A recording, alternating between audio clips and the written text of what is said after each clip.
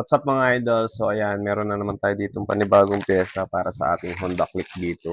Meron tayo dito mga idol na CNC Axle. So ayan, ito yung brand niya mga idol. Si Siam. Yung kung anong basa dito eh. Siam. Pakita ko sa inyo mga idol. Bali mga idol, pangunahan to na axle. So ayan. Meron din tayo yung disc bolts. 5 peraso na siya mga idol. So pakita ko sa inyo. Buksan natin. Huwag na natin patagalin.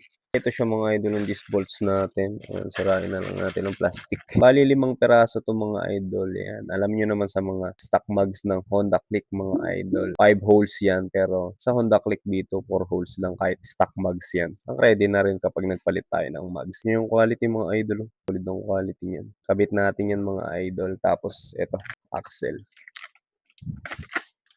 Buksan natin yan. Ito siya mga idol. Grabe din ang quality mga idol. Bali mga idol, double lock na to. Kabit natin mga idol.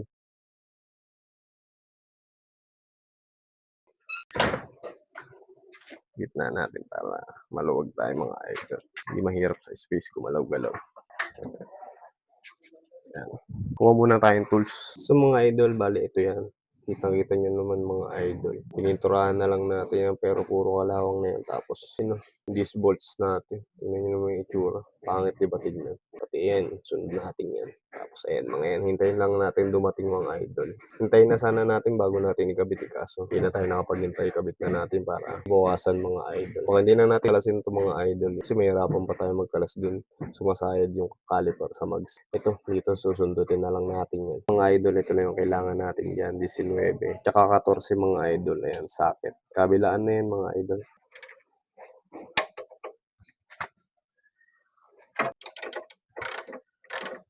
Unahin pala muna natin ito mga idol.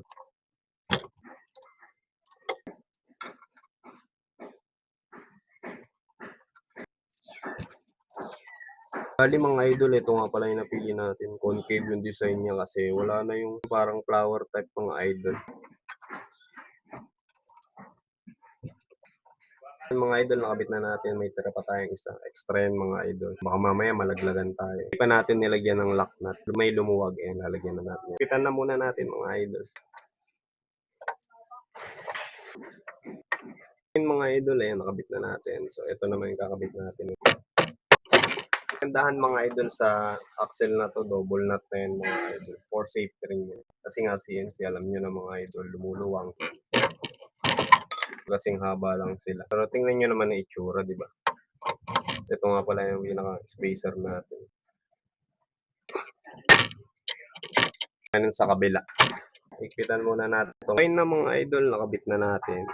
Higpitan na lang muna tayo. So ayun mga idol, ito na yung naging itsura niya, 'di ba? Medyo linis na siya ng kaunti. Kakaiba din talaga yung datingan ng CNC mga idol. So ayan, marami pa tayong isusunod dito mga idol, kagaya ng prankshaft, yung caliper, tapos yung brake hose, tapos yung mga bolts mga idol. Papalitan din natin yan. So ayan mga idol, sa mga naghahanap nga pala ng disc bolts, yan, i-comment ko na yung link sa comment section mga idol.